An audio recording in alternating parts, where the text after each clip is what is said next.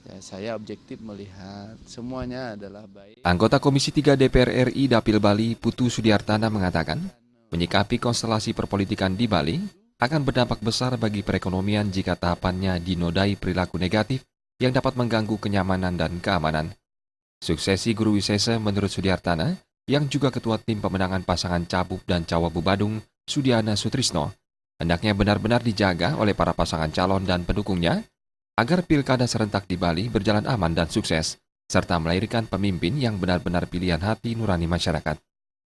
Nah, mari kita bersama-sama menjaga keamanan Badung, walaupun ada pesta demokrasi tanggal 9 Desember tahun 2015 nanti, jangan lihat perbedaan itu. Mari kita secara bersama-sama merayakan ya pesta demokrasi ini secara senyum.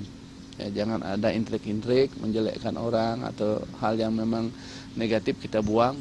Mari kita sambut dengan positif. Harapan yang sama disampaikan Ketua DPC PDIP Kota Denpasar, I Gusti Ngurah Gede. Melek politik masyarakat saat ini telah menuntun pada pendewasaan untuk dapat menjaga situasi politik khususnya di Kota Denpasar. Heterogenitas warga Kota Denpasar telah membentuk atmosfer perpolitikan yang sejuk dengan saling menghormati perbedaan pilihan. Ketua DPRD Kota Denpasar ini berharap warga Kota Denpasar termasuk pasangan calon dan para pendukung dapat menjunjung tinggi demokrasi yang santun dan beretika. Sampai berlangsung pun pilkada, kami sangat berharap bagaimana menjaga satu keamanan, ketertiban, kesolidan daripada Kota Denpasar ini.